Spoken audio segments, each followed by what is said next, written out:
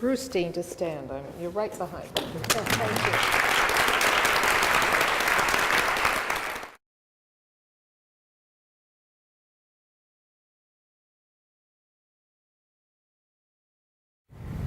you. Even though I don't want to be a doctor, I still love science. So it was just a natural transition from what I would have done had I become a doctor to taking that same passion, because in my mind, you can only teach what you're passionate about. So by still keeping those subjects that clearly I loved best and sort of incorporated the different facets of my life into each other, I decided, okay, keep the science, but teach it rather than practice it. She contributes to our school in every way, both in and out of the classroom.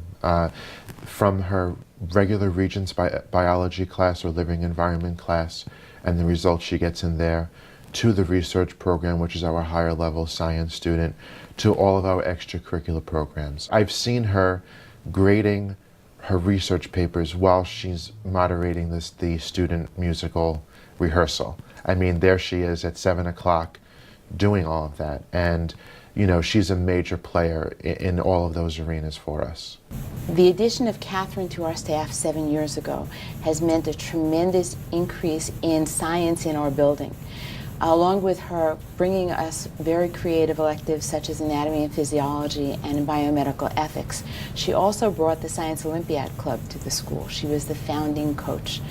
And that group has grown from about 15 to 18 kids in our first year to well over 100. Because of the school that I work in, I see eager minds waiting to be given new information, and the key is to know where their starting point is so that I can build them from that and not jump them in their knowledge where there's an abyss between what they knew and where I'm trying to take them.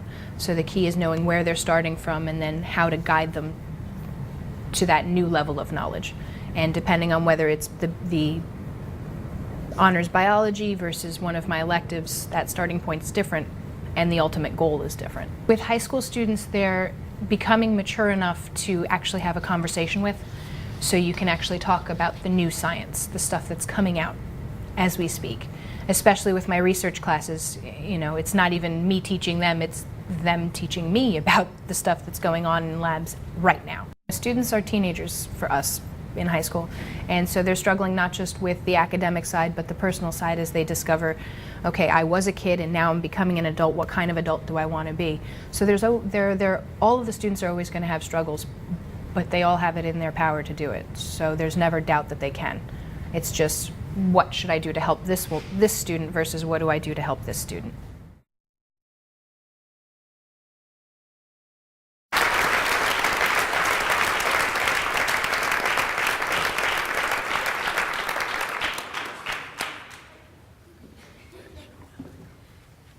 Chancellor.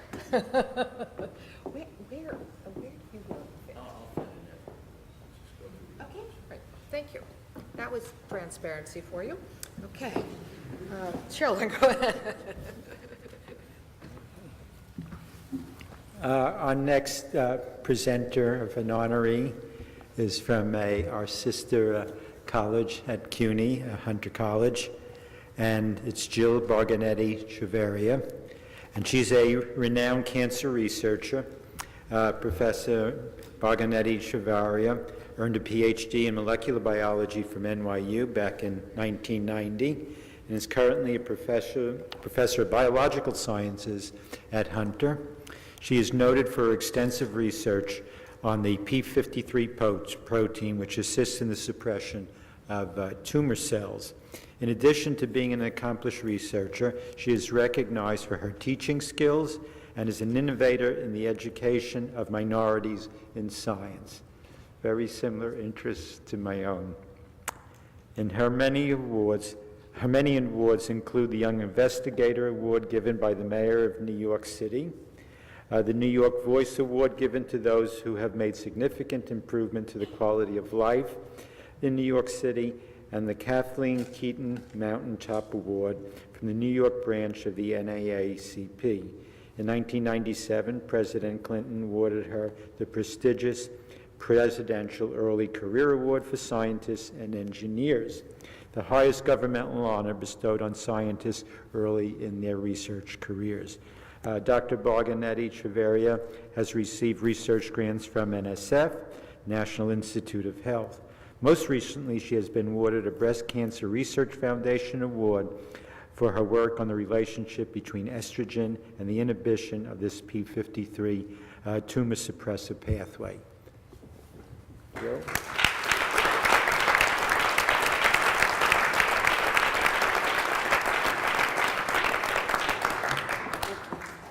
So first, I'd just like to congratulate all the winners. It's just so humbling to watch all the videos.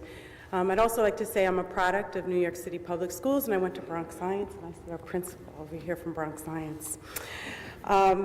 So I think what all of the winners have in common and what we saw, which is so wonderful about Catherine, is this connection with the students and really working with each student, having compassion and respect for every particular student. And that's something that's really super and that I am humbled to watch and to hopefully emulate in my own teaching. So from the selection committee, from the fund for the City University, or from the fund for the City of New York, and from the Alfred P. Sloan Foundation, I am honored to present you with this check for $5,000.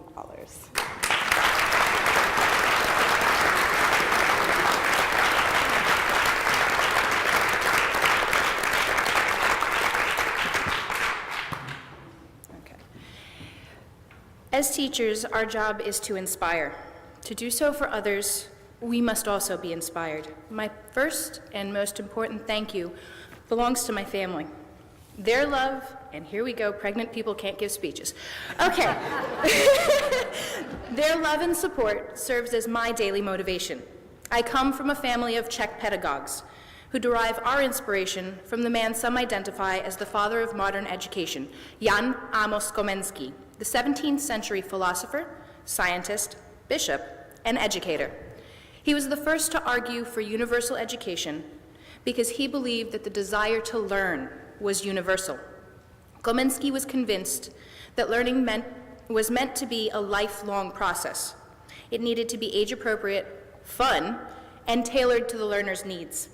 Komenský incorporated pictures into his textbooks and was the first to do so, and he used real-world examples and manipulatives in his teachings. He said, "To teach is to lead from the known to the unknown. As teachers, our job is to provide our students with a safe environment that gives them the confidence to jump from the familiar into the realm of new understanding, and to guide them as they make this unfamiliar territory home. Without the trust of our students, teachers cannot guide and cannot inspire. So I'd like to thank my students, both past and present, for trusting me. I consider myself fortunate to have exceptional friends, without whose support I could not have reached this point. I'm lucky to count my colleagues and administrators among my friends. They have made my best interest and professional growth a priority, providing me with strength and support when I need it most. I'd like to thank my assistant principal for nominating me, and I am humbled that the selection committee considered my work worthy of so prestigious an award. I especially want to thank the Sloan Foundation and the Fund for the City of New York for recognizing that excellence exists in public education by honoring me and my colleagues. Thank you.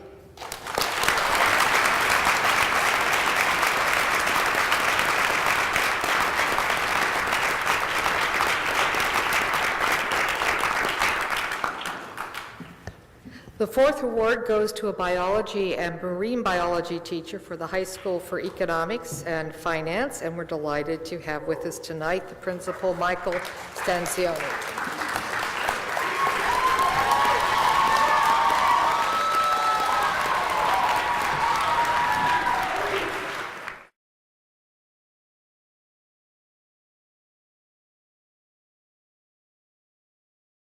Having one hand and being legally blind and colorblind is, you know, I spent many days in my life being told, you can't do this, you can't do that, I can't play guitar, I play guitar.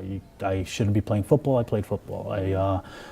And same for photographing, I photograph. And same for teaching biology, I teach biology. And I'm not saying I do any of these things exceptional, but I do them, and I worked hard at them.